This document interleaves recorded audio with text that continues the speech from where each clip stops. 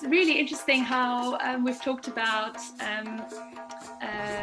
beliefs and empowering yourself and finding your roar, because my talk is all about finding your roar.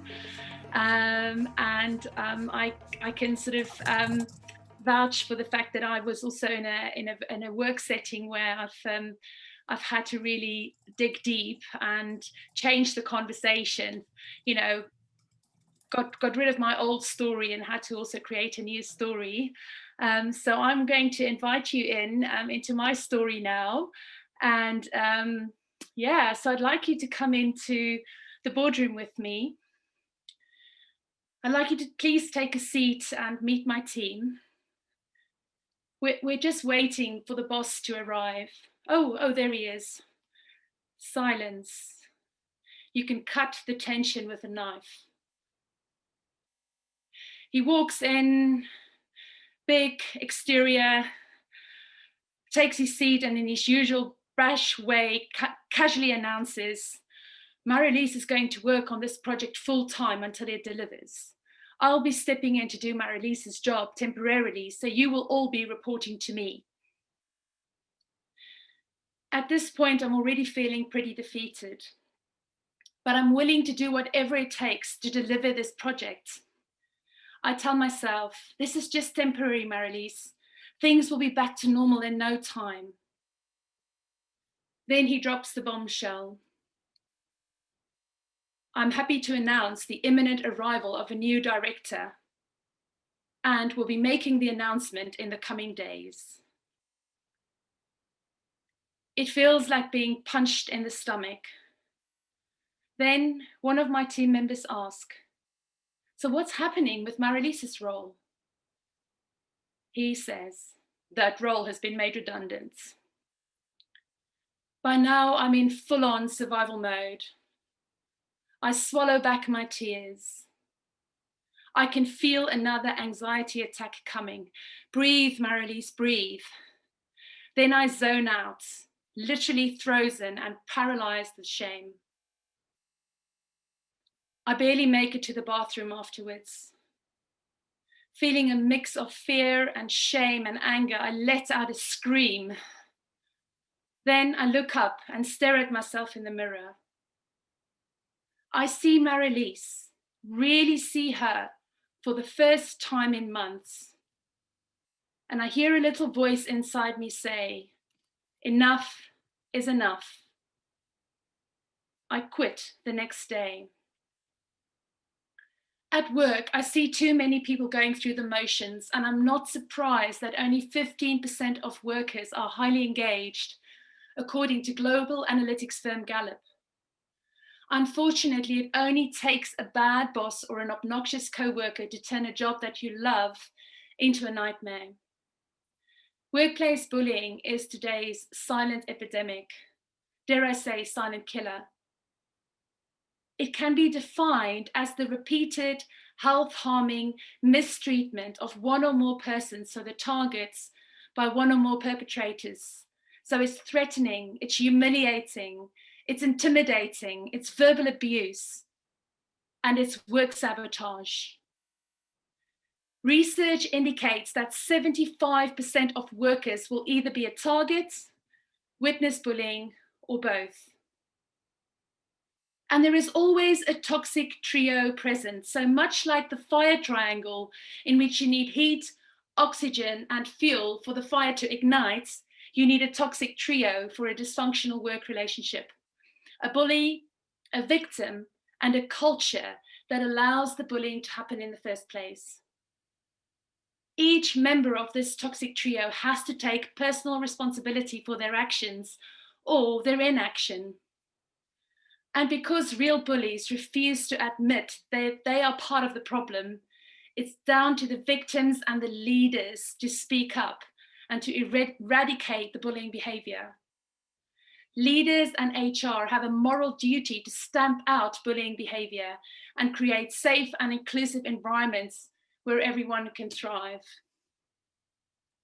When we first started working together, my boss was charismatic and he inspired confidence in me. He boosted my ego and made me feel like I was a key individual in his winning team. On reflection, I think it's safe to say that I've been played. I only understood this dynamic much later on when research for my book Roar quickly led me to narcissism. Narcissism, simply put, is the desire to feel special. And to my surprise, I actually learned that we all need a healthy dose of narcissism in order to turn our dreams into reality. Yes, there is such a thing as healthy narcissism. However, when the behavior becomes toxic, when there is a strong sense of entitlement present, or worse, a willingness to exploit others at all costs, to win at all costs, that's when it becomes dangerous. So if you can imagine the winner versus loser dynamic, I'm a winner and you're a loser, that embodies the bully. These are highly competitive individuals who must win at all costs to support their inflated sense of self-importance. They are the winners who must prove themselves superior to the losers they defeat, and they need to show this time and time again. At their most toxic, bullies make you doubt yourself and your value as a human being. And that's exactly how I felt, completely powerless. And to illustrate, meet Slinky, the Dutch hund from Toy Story. As you can see, she's brand new and still safely inside her box.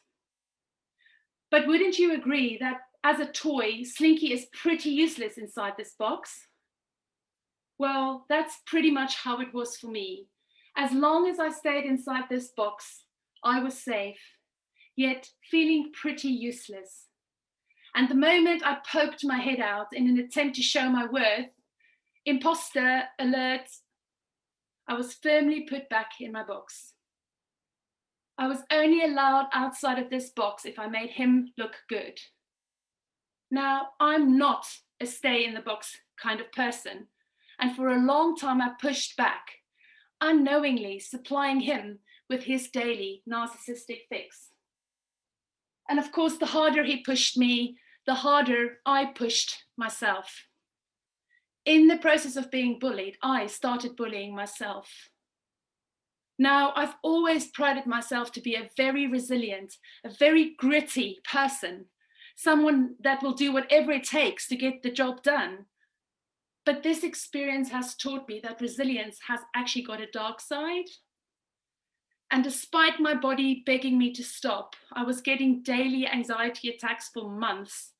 I remained headstrong, determined to prove my worth, desperately trying to control things that I had no control over.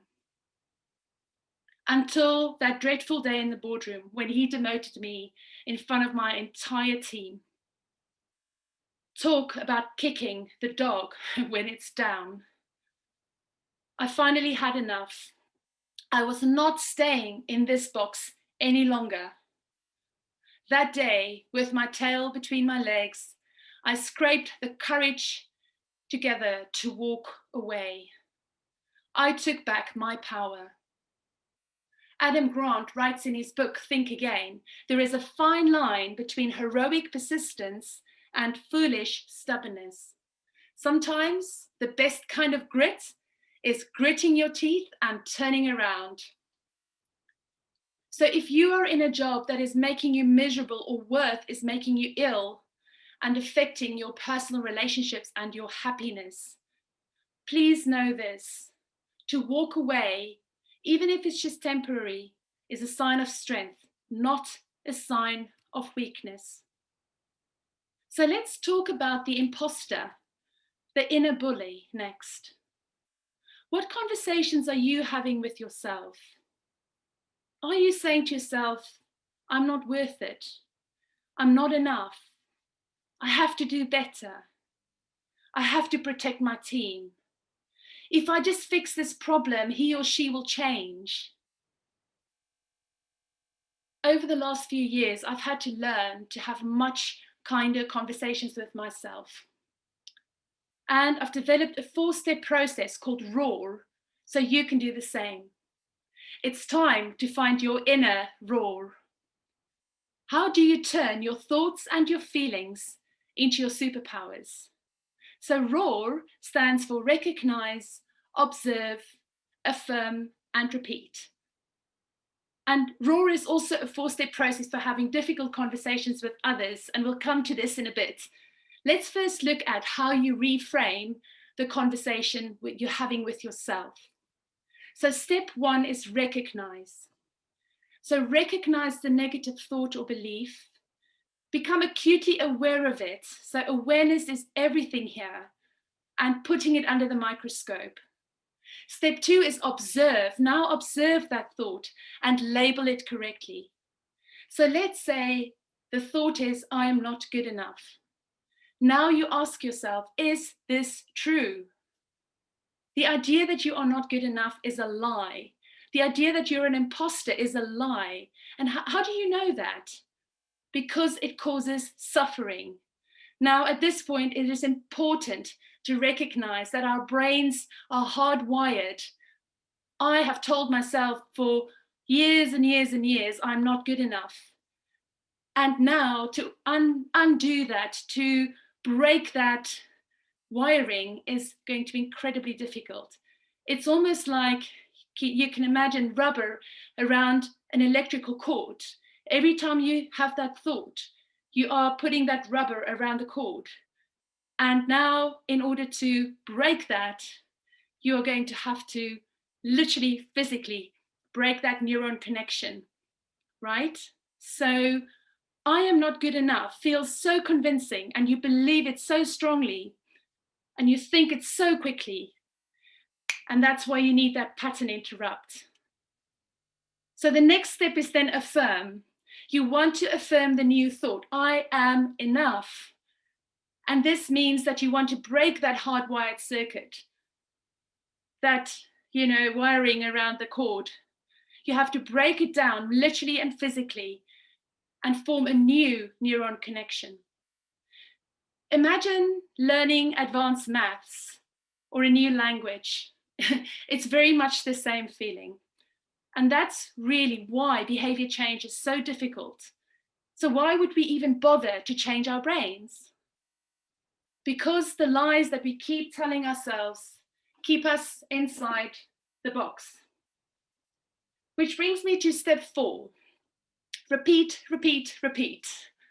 You have to choose I am enough, and you have to repeat it over and over and over again for as long as it takes to break the circuit and hardwire your new empowering belief.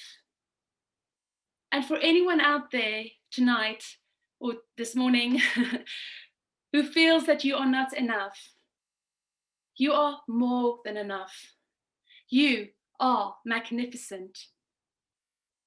So let's now step through my RAW process for having difficult conversations with others. It's time to find your RAW. And first, we have to find out where our RAW is actually coming from. So for this, I'd like you to stand up, please, wherever you are.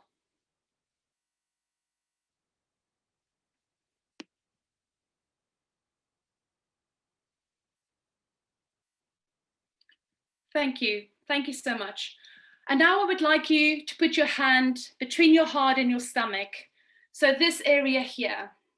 So your gut area, your solar plexus, your power chakra, but it's really, this is the source of your personal power zone. And if you touch it here, you can feel it, you can breathe into it, you can breathe in that personal power. So I just want you to adopt that power stance, that power pose, and really just embrace feeling where your personal power is coming from. So now you are ready to RAW. Step 1 is to recognize the behavior. So the 4 steps to summarize is recognize, observe, assert, and redirect. So recognize the behavior. I often say spot the bully. Stay fully present and in your power zone. Step 2, observe, breathe, keep calm, and maintain eye contact. Listen attentively. Step 3 is assert. So here is stating the impact. Don't focus on the intention, state the impact. Or if you need more information, ask, please help me understand. Deflect the attention. By asking a question, you deflect the attention. And here it's very important not to put them on the defensive. So when you ask a why, do you feel the need to say that question? That puts them on the defensive. So be careful to ask questions that start with why. And then step 4 is to redirect the conversation towards mutual outcomes. Remember, it's not personal. It's not about you and it's not about me. It's about us and it's about we. That beautiful concept Gertrude talked about earlier, Ubuntu. We have to create win-win outcomes. So with my raw process, you can take back your personal power today, and you can turn your thoughts and your feelings and your words and your actions into your 4 superpowers. Become the superhero in your own story. So I think it's time for Slinky to come out of the box, don't you think?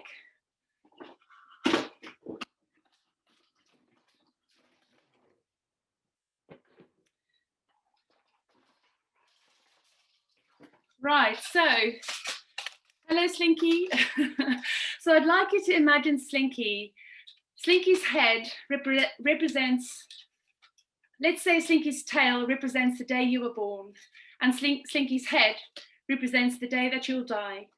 In between, we talk about the dash. Electronic cigarettes, tablets. Your dash is always supposed to be dancing. The times when you feel like you're not living fully is because your dash has stopped dancing. You've become complacent. You've become protective. You want to protect your image. You want to protect the conversation. You want to protect your success. You are no longer playing outside your comfort zone. You are no longer outside the box. It's time to find your raw today. Let your dash dance and live every day as if it's your last. Thank you.